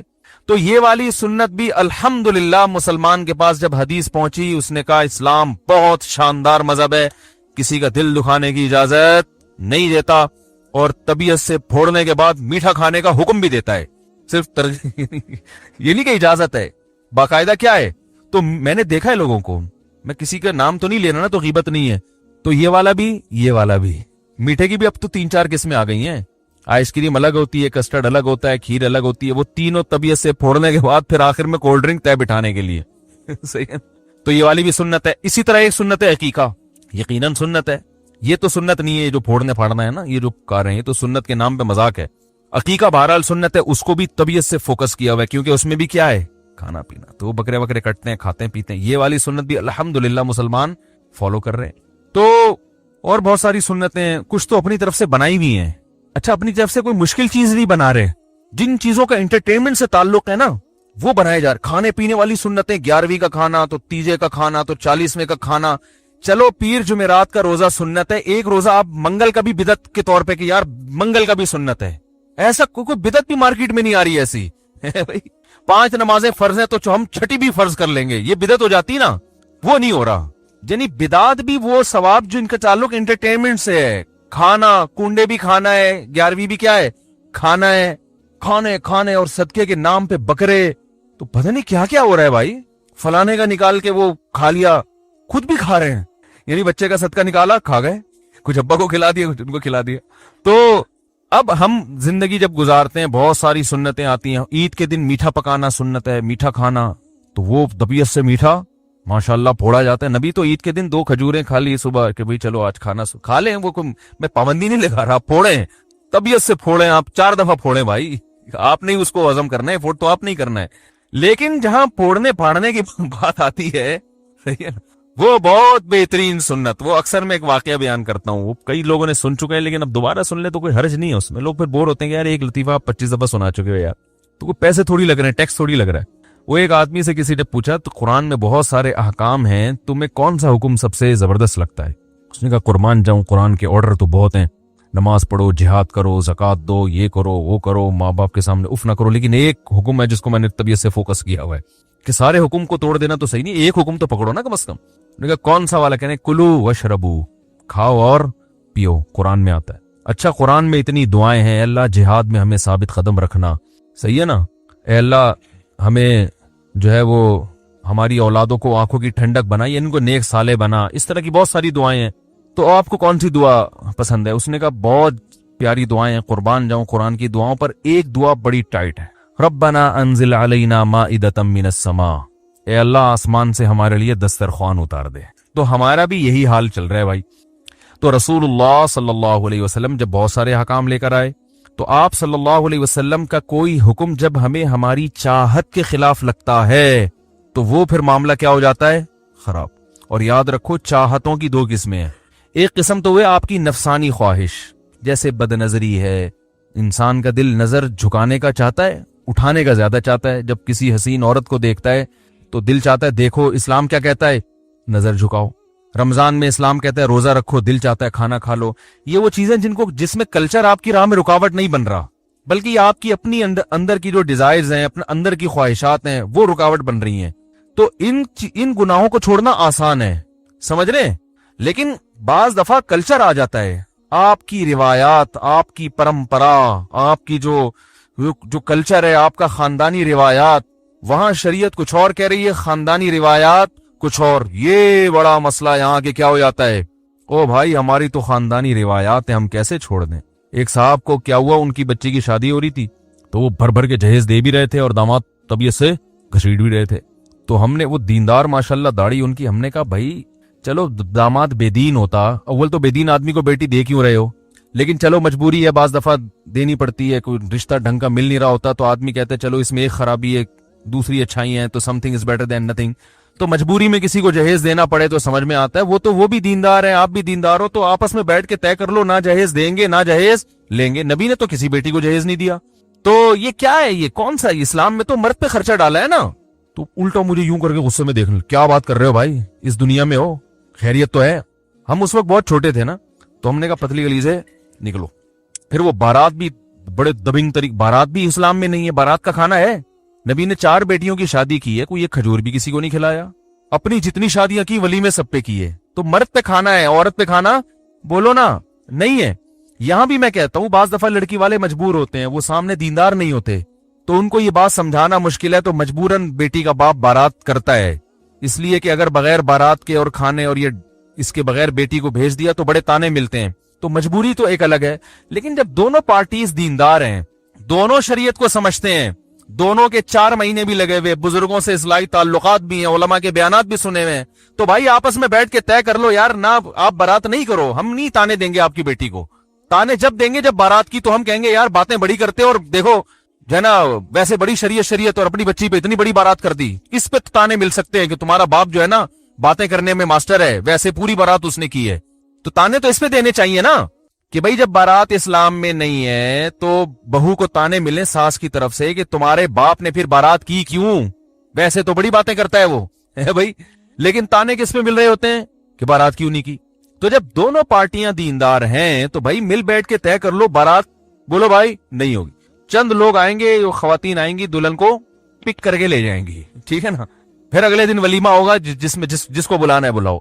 लेकिन आप जरा छेड़ के तो देख लो, छेड़ के देखो आप, हमने तो छेड़ा हुआ है ना, वो एकदम ऐसे एकदम क्या बात कर रहे हो भाई, क्या कर रहे हो, तो ऐसे लगता है जैसे वो अजनबी बन जाते हैं, पहचानने से इनकार कर देते हैं, क्या मरीख से आए हो, क्या चांद से आए हो, ये नहीं बज़बान हाल वो ये कह रहे होते हैं कि तुम इस जमीन के हाथ कैसी बातें कर रहे हो। ओ भाई हम सही बातें कर रहे हैं, आप पागल हो गए हो, समझ रहे हैं आप पागल हो गए हो। तो वो मैंने शेखुल हदीस मौलाना ज़करिया रहमतुल्लाह अलैह का वाकया सुनाता हूँ, अपनी बेटियों की शादी बड़े आराम से कर दी, उन्होंने निकाह पढ़ा दिया, चलो भाई ले जाओ। तो वो लोगों ने इतनी बातें बनाई, उन्होंने बाकायदा किताब में लिखा है, ऐसे तमाशे किए लोगों ने, एक तरफ रोते रहते हैं पीटते रहते हैं, अबे बेटियां बोझ बन गई हैं भाई, बड़े खर्चे हो गए, गरीब आदमी तो बेटी की शादी कर ही नहीं सकता। दूसरी तरफ जब कोई सादगी से हो रही है तो होने भी नहीं दे रहे, उसको प्रमोट नहीं कर रहे। तो ये तो कभी कभार सोचता हूं, मैंने तो कभी नहीं सोचा कि मैं हाकिम बनूंगा, लेकिन ख्वाबों के में तो मजे ले सकता है ना इंसान। तो कभी कभार मैं सोचता हूं कि अगर मैं वजीर आजम बन गया भारी अक्सरियत के साथ, ऐसा वजीर आजम नहीं कि उसकी सुनी ना जा रही हो, आजकल वजीर आजमों की इस टाइप की किस्में आ रही हैं। ये जमहूरी निजाम हमारा जो है ना ये कामयाब नहीं है, जो जिस तरह से हमारा सेटअप चल रहा है ना, ये इसमें कुछ भी नहीं हो सकता, कुछ भी नहीं हो सकता, मुल्क तरक्की कर ही नहीं सकता इसमें। तो इसमें पब्लिक को खुश करने के लिए कोई उल्टे उल्टे काम करने पड़ते हैं। पब्लिक चूंकि उल्टे कामों से ज्यादा खुश होती है, सीधे कामों से खुश नहीं होती, ये सिस्टम ही ऐसा चल रहा है। तो अब क्या है कि अब देखो अगर जमहूरी निजाम मस्जिदों में भी आ जाए, मैं 5 साल के लिए मुंतखब होता मस्जिद का इमाम, तो जो काम मैं आज यहां कर रहा हूं, एक अपनाइयत का एहसास होता है ना, मेरी मस्जिद है, ठीक है ना, एक अपनाइयत का जो तो इंसान उसके लिए कोशिश कर। मुझे अगर पता होता है कि मैं 5 साल के लिए इमाम बनाऊं यहाँ पे, 5 साल के बाद अगली मस्जिद, तो कहीं भी नहीं पनप, कहीं किसी जगह के भी मैं इस इलाके की कमजोरियां क्या हैं, खूबियां क्या हैं, यहाँ किस किस्म के लोग आ रहे हैं, उनको किस किस्म के बयानात की जरूरत है, ये चीजें समझने में 5 साल लगते हैं। जब समझने का टाइम आता तो यहां से ऐसे इलाके में जा चुके होते जो बिल्कुल एक अलग इलाका होता, और अगर कोई दूसरे मुल्क में चले जाते फिर तो वो ही पागल हो जाते। तो एक आदमी 5 साल के लिए बनता है, उसके जाने का टाइम आता है, भी वो समझना शुरू करता है कि हो रहा क्या है, उसके जाने का टाइम आ चुका होता है। और इस दौरान भी ओपोजिशन उसकी टांगे खींच रही होती है मुसलसल, यानी वो अगर 5 साल कामयाब भी रह भी है ना, तो आधा काम वो मुल्क के लिए सोचने में और आधा अपनी सीट बचाने में लगा रहा होता है वो। उसके बाद भी 5 साल पूरे नहीं होते, 3 साल में ही वो निकल चुका होता है। फिर कोई अगला आता है तो वो फिर तक उसको भी समझ में नहीं आ रहा होता क्या, फिर लिहाजा अब पता है हो क्या रहा है, वो अब ये कहते हैं यार मुल्क को एक तरफ रखो, ये तो समझ में आ गया ना कि मेरा फायदा किस चीज में है, तो अपने आप को पहले फोकस करते हैं हमारे हुक्मरान, उसके बाद मुल्क दूसरे दर्जे में। तो ये सिस्टम ऐसा खराब है कि ये नहीं चल सकता, यानी इससे मुल्क को फायदा नहीं होगा, लेकिन अब कोई ऑल्टरनेट है नहीं तो इसी को बर्दाश्त करें, क्या कर सकते हैं। तो खैर क्या कह रहा था यार मैं जल्दी से, मैं वजीर आजम थोड़ी देर के लिए फर्ज कर लो बना हुआ हूं, तो मेरे दिमाग में पता है क्या आता है, अब क्लिप ना बन जाए यार, इस पे एक मजाक बन जाता है, ये पता नहीं क्या ऊंचे ऊंचे ख्वाब देखने पे गवर्नमेंट की तरफ से कोई पाबंदी नहीं है, बन जाए तो भी कोई इस वजाहत के साथ बन जाए क्लिप तो फिर ठीक है। तो फर्ज करें मैं वजीर आजम बन गया, तो मेरे जहन में पता है क्या ख्याल आता है, सबसे पहले मैं क्या करूंगा, मजारों को गिराऊंगा, क्योंकि इस्लाम की इब्तदा कहां से होती है। अब खादिम हुसैन रिजवी के साथ मेरा लोग बना देंगे, उन्होंने कहा था ना मैं कर्जा ऐसे खत्म करूंगा, तो अब मेरे साथ भी लोग टिकटॉक में ना ले आए कि ये मुल्क की इस्लाह ऐसे करेंगे। उन्होंने कहा था ना कि मैं कर्जा ऐसे खत्म करूंगा, तो वो तो पता नहीं वैसे खत्म होगा कि नहीं होगा, लेकिन बहरहाल डर लगता है कि टिकटॉक ना बना दें कोई लोग।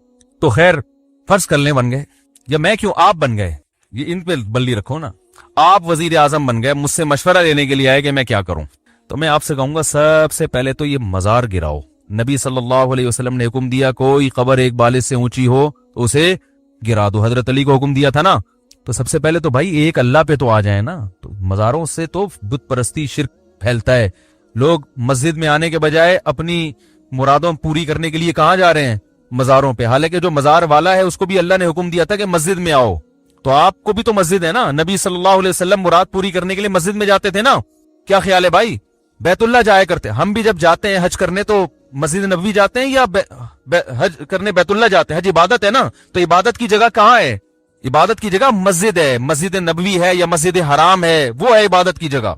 तो सबसे पहले क्या करना चाहिए, क्या गिराएंगे हम, मजार गिराएंगे, सब बराबर, जितने मुजाविर मजारों पे बैठे हुए हैं इनको सर्विस स्टेशन ले जाके नहला धुला के तौबा करवा के चलो भाई घर जाओ, फिर भी बाज नहीं आते तो जेल जाओ, क्योंकि ये बड़े गंदे होते हैं, आपको पता है मुजाविर, ये नहाए नहीं होते कई दिनों से, इनको टाइम ही नहीं मिलता, इतना पैसा इकट्ठा कर रहे होते हैं ना कि नहाने वाने का टाइम नहीं मिलता इनको। तो बातनी तहारत भी ज़ाहिरी सर्विस पे, क्योंकि नहाने से वैसे आम वॉशरूम में नहाने से ये नहीं इतना बाकायदा सर्विस करवानी पड़ेगी, सही है। तो ये सारे पाबंदियां भाई एक आम खबरों की तरह है, कोई ठीक है बुजुर्गों का एहतराम, जो साहिब कब्र है वो तो ठीक है, वो तो हर वक्त एहतराम तो जो भी अल्लाह वाले, लेकिन कब्र तो कच्ची ही होगी, एक बाली से ज्यादा ऊंची नहीं होगी, और कब्र परस्ती नहीं होगी, वहां कोई किसी को मुस्टंडे को बैठने की इजाजत नहीं होगी। कब्र पे आओ, अपने लिए दुआ मांगो, बुजुर्ग के लिए भी मांगो, पतली गली से निकलो। जैसे नबी सल्लल्लाहु अलैहि वसल्लम से ज्यादा मुअज़्ज़ज़ कब्र किसकी हो सकती है, तो वहां किसी को बैठने की इजाजत नहीं है, यहाँ सलातु वस्सलाम पढ़े और आगे से निकल जाए। आप सल्लल्लाहु अलैहि वसल्लम ने फरमाया अल्लाह मेरी कब्र को, आपने साहब उम्मत को वसीयत की, मेरी कब्र को ईदगाह मत बनाना, कोई मेले ठेले की जगह ना बना देना। फरमाया अल्लाह यहूद और नसारा पे लानत करे जिन्होंने अपने पैगंबरों की कब्रों को इबादत गाह बना लिया, सरदागाह बना लिया। तो ये तो नबी की दुआ है जिसकी वजह से आज आप सल्लल्लाहु अलैहि वसल्लम की कब्र महफूज है। अल्लाह ना करे अगर ये माँ बाप मामला हमारे हाथ में दे दिया जाता, पाकिस्तानियों के हाथ में, तो क्या असर किया होता। तो यानी पाकिस्तानियों से मुराद ये जो आम मतुल नास हैं, आम लोग हैं, जो अक्सरियत तो बिदती लोगों की है ना, जो मजार परस्त हैं।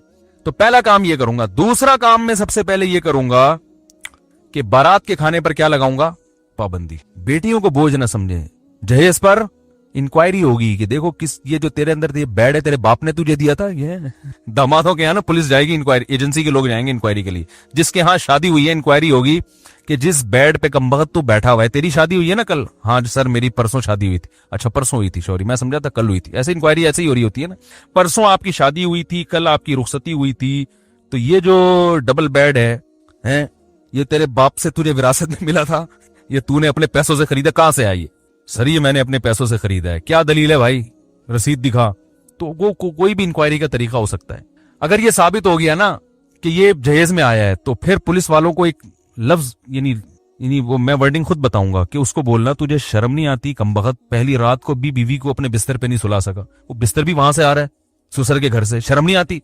गैरत भी तो कोई चीज होती है यार। दुल्हन पे तो आदमी खर्च, पहली रात तो लोग दुल्हन को गिफ्ट देते हैं, कमबख्त बेड भी उसके घर से ले आया तू उठा के यार बेड उसके घर से उठा के ले आया, सोफे कमबख्त अपने दोस्तों को बीवी के सोफे पे बिठाएगा, शर्म नहीं आती? जिन प्लेटों में खाना खिला रहा है मेहमानों को, डिनर सेट कहां से आया, ये वहां से लेकर आया है, तो उसको शर्म दिला के ना गैरत से मरेगा नहीं, गैरत से बता दूं, होगा कुछ भी नहीं होगा। मसला सारा ये होगा, जो पुलिस वाला जाएगा वो भी तो यही कर रहा होगा ना, उसने कौन सा कुछ जहेज नहीं लिया होगा। तो मसला ये आवे का आवा ही बिगड़ा हुआ है, तो ये बड़ा खानदानी निजाम बनाना पड़ेगा इसके लिए। तो बहरहाल कोई केस होना चाहिए जहेज वेज पे, भाई जिसने जहेज लिया अरेस्ट अंदर। तो जब तक ये हुकूमत कंट्रोल नहीं करेगी, ये चीजें कंट्रोल नहीं होती, तो भाई जब तक आपके हाथ में हुकूमत नहीं आती ठीक है, तो जहेज पे पाबंदी, बारात पे पाबंदी, जहां खाना हो रही है खाना खिला कौन रहा है, लड़की वाले क्यों खिला रहे हैं भाई? تم زیادہ فنڈر بننے کی کوشش کر رہے ہو, آپ صلی اللہ علیہ وسلم سے زیادہ سخی بن رہے ہو. تو آپ نے تو اپنی نکاح پہ ولیمہ کیا ہے, ولیمہ پیغمبروں کی سنت ہے. بارات تو اس عربی میں بارات کا لفظ ہی نہیں ہے, اتنی فصیح و بلیغ زبان کے باوجود بھی یہ لفظ ہی نہیں ہے. تو یہ بڑی معاشرے میں جو ہے نا اس کی ضرورت ہے. یہ تو حکومت کر سکتی ہے, حکومت تو نہیں کرے گی, وہ تو کرنے کے کام نہیں کر رہی, جو نہیں کام کرنے کے وہ کر رہی ہے. وہ تو ہمیشہ سے حکومتوں سے تو ان سے تو زیادہ توقعات لگانی نہیں چاہیے نا. حکومت تو جو اچھے کام کرے بس اپریشیٹ کرنا چاہیے, یہ والا کام آپ نے بہت اچھا کر لیا ہے, اچھے پھر بھی نہیں ہے آپ نے یہ. میں بھی جب کبھی حکومت کی تعریف کرتا ہوں نا تو میں یہ کہتا ہوں یہ کام گورنمنٹ نے بڑا اچھا کیا, بس اس حد تک. یہ کبھی میں نے نہیں کہا کہ گورنمنٹ بہت اچھی ہے, یہ میں اتنی بڑی ذمہ داری کی یہ بھی نہیں کہتا کہ گورنمنٹ بہت گندی ہے. بھئی یہ اچھی بری کی ٹھیکہ ہم نے تھوڑی لیا ہوا ہے, تو اللہ بتا دے گا کون اچھا. ہم تو یہ کہہ سکتے ہیں یہ والا کام کیا ہے, بہت اچھا. تو اس کی وہ ایک لطیفہ اکثر میں سناتا رہتا ہوں, دوبارہ سنا دیتا ہوں. تو جب میں تعریف کیا کروں نا فلاں وزیر اعظم نے یہ تقریر بہت اچھی کی ہے, یہ فلانا کام بہت اچھا کیا, تو مطلب ہوتا ہے یہ کام بہت اچھا ہے. باقی خود کون بہت اچھا ہے نہیں ہے یہ تو اللہ آخرت میں فیصلہ کرے گا. ہمیں کیوں فتویٰ کسی پہ لگائیں کون اچھا کون برا. اچھا بھی ہو سکتا ہے, برا بھی ہو سکتا ہے. تو وہ ایک آدمی تھا نا, اس کی بیوی اس کو اچھی نہیں لگتی تھی. تو ایک دن بیوی بڑی سج دھج کے آئی کہ آج تو میں اپنے میاں کو اچھی لگوں گی. بڑا زیور پہنا اور اس نے بڑے شاندار خوبصورت کپڑے پہنے, دوپٹہ بھی بڑا اچھا. تو بیگم سے کہہ رہی, شوہر سے کہہ رہی ہے بیگم کہ یہ میرا دوپٹہ کیسا, کہہ رہے بہت اچھا بھائی, ویل ڈن, بڑا زبردست. اور بیگم یہ چوڑیاں یہ بھی تمہاری بڑی اچھی ہیں, ساڑی بھی بڑی اچھی پہنی ہوئی ہے, ایک ایک چیز کی تعریف کر, میک اپ بھی بڑا اچھا. کہتا ہے پھر اچھی پھر بھی نہیں لگ رہی, ساری چیزیں اچھی ہیں مگر تو اچھی پھر بھی نہیں لگ رہی. تو گورنمنٹ تو اکثر اچھی کہاں ہوتی ہیں, کام کچھ اچھے کر لیتی ہیں تو اس میں کہہ دینا چاہیے. تو اللہ کرے کچھ اچھا کام گورنمنٹ یہ کر لے, جہیز پہ پابندی لگا دے. اور بارات, اب دیکھو 12 بجے لائٹیں بند ہونے کا کہا تھا کہ 12 بجے کے بعد, لیکن کھل رہے ہیں ہال, 12 بجے کے بعد بھی کھل رہے ہیں, 1-2 بجے تک چل رہے ہیں. وہ پولیس والے آتے ہیں, کچھ پیسے ان کے ہاتھ میں رکھے, 12 بجے انہیں لائٹ بند کی, 5 منٹ بعد دوبارہ لائٹ آن ہو گئی. تو وہی ہے حساب کتاب چل رہا ہے. تو کہاں سے کہاں بات چلے گی, جلدی سے بات کو سمیٹ کے ختم کرتا ہوں. دیکھو وہ برائیاں جس میں کلچر آپ کے خلاف جا رہا ہے, اس میں بڑا, کیونکہ انسان خاندان سے کٹ رہا ہوتا ہے پھر. تو اصل آزمائش یہاں پہ شروع ہوتی ہے, اصل آزمائش بولو بھائی یہاں شروع ہوتی ہے کہ آپ اللہ کو مانتے ہیں یا نبی صلی اللہ علیہ یا معاشرے کو مانتے ہیں. تو یہاں پر لوگ آپ کو کہتے ہیں یہ بہک گیا ہے.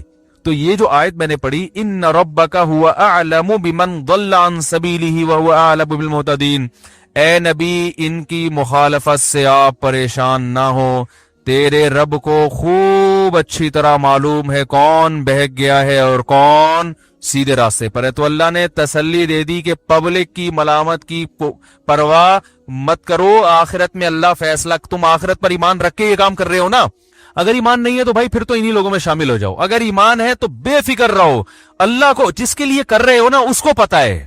دیکھو جس کے لیے کر رہے ہوتے ہیں اسی کو ہی پتا نہ ہو تو انسان ٹینشن میں آتا ہے نا. بھائی جس کے لیے آپ, جس کو خوش کرنے کے لیے کوئی کام کر رہے ہو, اسی کے بارے میں اطمینان نہیں کہ پتہ نہیں یہ خوش ہو رہا ہے کہ نہیں ہو رہا, تو آدمی آئے گا ٹینشن میں. دیکھو آپ کسی کمپنی میں جاب کر رہے ہو, باس نے کوئی کام آپ کے ذمہ لگایا کہ یہ کرو, باقی جو آپ کے ساتھ دوسرے جو امپلائیز ہیں وہ کہہ رہے ہیں کہ یہ کام مت کرو, باس اس پہ خوش نہیں ہوگا. لیکن باس نے آپ کو الگ سے فون کر کے کہا ہے کہ یہ کر لو, میں تمہیں ترقی دے دوں گا, تنخواہ بھی بڑھا دوں گا, تو آپ پرواہ کرو گے لوگوں کی؟ وہ جتنا مرضی کہیں ابے بھائی نہیں کر یار, ہمیں پتا ہے باس ان چیزوں سے ناراض ہوتا ہے, ادھر سے باس بار بار کال کر کے کہہ رہے ہیں ان کی بات نہ ماننا, میں کہہ رہا ہوں نہ کر لے, یہ تم سے حسد میں جیلسی میں کہہ رہے ہیں. تو آپ جو باقی ملازمین ہیں ان کی بات مانو گے؟ آپ اگنور, آپ ان کو کہے بھائی میرا ٹائم ویسٹ نہ کرو, مجھے پتا ہے کیا صحیح ہے کیا غلط ہے. سارے بھی مخالفت کرتے رہیں گے, آپ ٹینشن بھی نہیں لوگے زیادہ, کیونکہ آپ کو پتا ہے یار جب کل ترقی ہو جائے گی نا میری اور تنخواہ ڈبل ہو جائے گی, تو یہ خود ہی کہیں گے یار بھائی آپ صحیح تھے, ہم کیا تھے, غلط تھے. تو اللہ کو خوش کرنے کے لیے جب کوئی کام کیا جا رہا ہے بھائی, پبلک ایک طرف, آپ نے اللہ کو فوکس کرنا ہے, اسلام کو فوکس کرنا ہے, جنت کو سامنے رکھنا ہے. اللہ کہہ رہے ہیں اللہ جس کے لیے تم کر رہے ہو لوگوں کی مخالفت کی پرواہ مت کرو, کیونکہ تمہارا رب خوب جانتا ہے کہ تم سیدھے راستے, اسے پتا ہے, اسے تمہارے بارے میں علم ہے, لہذا ٹینشن لینے کا نہیں ہے. جب اللہ آخرت آئے گی نا, مرنا تو ہے سب نے, جب قبر میں جائیں گے اور آخرت ہوگی تو پھر یہ خود افسوس کریں گے. تو قرآن نے تو مکالمے ذکر کیے جنتی اور جہنمیوں کے, کہ جنتی جہنمیوں سے بات کریں گے اور ان کو بتائیں گے کہ الم تکن آیاتی تتلا علیکم, کیا اللہ کی آیات تم پر تلاوت نہیں کی جاتی تھی, کیا تمہیں بتایا نہیں جاتا تھا سیدھا راستہ کیا ہے؟ تو وہ کہیں گے ہم پر بدبختی غالب آ گئی. کبھی کیا کہیں گے کہ یا لیتنی لم اتخذ فلانا خلیلا, ہائے کاش میں فلاں کو دوست نہ, اس وقت تو میں بڑا فخر کرتا تھا فلاں میرا دوست ہے, میرا اٹھنا بیٹھنا ایسے اپر لیول لوگوں کے ساتھ ہے, آج مجھے افسوس ہو رہا ہے کاش میں ان لوگوں کے ساتھ نہ بیٹھتا. لقد اضلنی عن الذکر بعد اذ جاءنی, انہوں نے مجھے اللہ کی یاد سے غافل کر دیا. تو بھائی مسلمان کے پاس سب سے بڑا ہتھیار کیا ہے؟ اطمینان قلب. اسے پتا ہے کہ میں ٹھیک ہوں. جس کو یہ پتا ہوتا ہے نا میں ٹھیک ہوں, اس کے اندر ایک خاص قسم کی طاقت پیدا ہو جاتی ہے. یہ جانوروں میں بھی نظر آتی ہے. آپ دیکھیں, بتاؤ بلی زیادہ طاقتور ہے یا کتا؟ سوالات ہیں آج. بلی زیادہ طاقتور ہے یا کتا؟ ابے اتنا تو بول دو یار, کتا طاقتور ہے نا. اگر کتے کے پاس کوئی کتا بلی سے کچھ چھیننا چاہے, بلی روک سکتی ہے اس کو؟ ہے کتا اگر کتے پن پہ آ جائے اور بلی سے بوٹی لے کے بھاگ جائے, ایک چماٹ لگائے, بلی کیا کر سکتی ہے؟ جان سے مار سکتا ہے کتا بلی کو. لیکن بلی جب گوشت کھا رہی ہوتی ہے نا, اور کوئی کتا کتے پن پہ آ جائے اور دیکھے اس کو, تو اتنے آرام سے کتا اس کے قریب نہیں آتا. بلی غراتی ہے, اور کتا جو ہے نا وہ بالکل ہی کتے پن پہ آ جاتا ہے. یعنی ایسے کتا پن دکھائے گا اپنا, اوئی اوئی اوئی ایسے کر کے نا, دم ہلائے گا, یوں کرے گا. اس میں جو ایک, حالانکہ ویسے جب کتا شکار کو دیکھتا ہے تو آپ اس کی بہادری دیکھیں, ہوتی ہے کہ نہیں ہوتی؟ کتا جب کسی شکار کو دیکھے نا تو وہ دیکھو آپ اس کا پھر وہ شیر والی حرکتیں شروع کر دیتا ہے, ایسا غرائے گا, جھپٹے گا, بڑے کانفیڈنس کے ساتھ اس کو کھائے گا. لیکن بلی سے چھینتے ہوئے اتنا کانفیڈنس کتے میں نہیں ہوتا. میں نے تو یہ منظر دیکھے ہیں, بیان میں بھی کئی دفعہ نقل کر چکا ہوں. ہم نے بچپن میں ایک بلی کو دیکھا, وہ ایک بوٹی لے کے کھا رہی ہے. کتا جو ہے نا, کتے کو بھی لالچ ہوئی نا کہ یار میں اس سے یہ بوٹی لیتا ہوں, تھوڑا قریب آ رہا ہے, بڑے آرام آرام سے خرامہ خرامہ ڈرتے ہوئے, صحیح ہے نا. اب جیسے قریب آ رہا تو بلی نے اس کو اپنے اسٹائل میں, کیا مسئلہ ہے تمہارے ساتھ؟ بلی نا پہلے ہلکا سا ہو, اس کا مطلب یہ تھا کیا پرابلم کیا ہے. کتے کی سمجھ میں نہیں آیا, کیونکہ کتا ہے وہ, اس کی سمجھ میں کہاں آئے گا وہ تو کتے کی زبان ہی سمجھے گا. تو تھوڑا اور قریب آ گیا کتا, پھر بلی نے تھوڑا کر غرانا شروع کر دی. لیکن میں نے سمجھایا ہے نا, میں کھانا کھا رہی ہوں, نکل جاؤ یہاں سے. کتے کی سمجھ میں پھر بھی نہیں آیا. کتا تھوڑا اور قریب آیا ہے نا, بلی نے ایک چماٹ مارا ہے اس کے کھینچ کے زور سے, اور وہ ہوئی ہوئی ہوئی کرتا ہوا ایسا بھاگا ہے نا. میں آبزرو بہت کرتا ہوں چیزوں کو. مجھے اس وقت مجھے یہ واقعہ, میرے خیال ہے میری عمر 10-11 سال ہوگی بمشکل. میں نے کہا یار یہ جو حق پر ہے نا بلی, اس کو پتا ہے یہ بوٹی میری ہے تو میری ہے نا. حق پر ہونے نے بلی میں کانفیڈنس پیدا کیا, اور باطل پر ہونے میں کتے میں کتا ہو کے بھی اس کا کانفیڈنس ختم ہو گیا. وہ ڈر رہ لیتا ہوا. جب کوئی کتا شکار کرتا ہے نا تو اس کو پتا ہوتا ہے بھائی یہ شکار حلال ہے میرے لیے, یعنی یہ تو اللہ نے چیر پھاڑ والا جانور مجھے بنایا ہے, تو وہ بڑے کانفیڈنس کے ساتھ کرتا ہے. لیکن کسی دوسرے جانور سے بوٹی چھینتے ہوئے وہ اس میں وہ کانفیڈنس نہیں ہوگا. تو بلی نے ایک تھپڑ مارا ہے اس کے, بولا میں تمیز سے بات کر رہی ہوں, تجھے سمجھا رہی ہوں, تیری تمیز سے بات سمجھ میں نہیں آ رہی. اوئی جو اس کی خاص آواز ہوتی نکالتا وہ بھاگا. تو جب انسان کانفیڈنس ہوتا ہے کہ میں درست ہوں, میں صحیح ہوں, پورا معاشرہ کیسا ہی طاقتور کیوں نہ ہو, تو انسان کو اس سیدھے راستے پہ چلتے ہوئے جو موٹیویشن ملتی ہے نا, جو چیز موٹیویٹ کرتی ہے وہ کیا ہے, اس کا حق پر ہونا. کہتا میں ٹھیک ہوں. اور باطل چاہے وہ کتنے ہی دلائل دے رہا ہو, کیسے ہی آنکھوں میں آنکھیں ڈال کے بات کر رہا ہو, اس کے اندر جو ایک احساس جرم ہوتا ہے کہ ہم غلط کر رہے ہیں, یہ احساس جرم اس میں اور کانفیڈنس کو ختم کر دیتا ہے. وہ بھیگی بلی بن کے بس بھڑکیاں مار رہے ہوتے ہیں اوپر سے. ہمارے ایک دوست تھے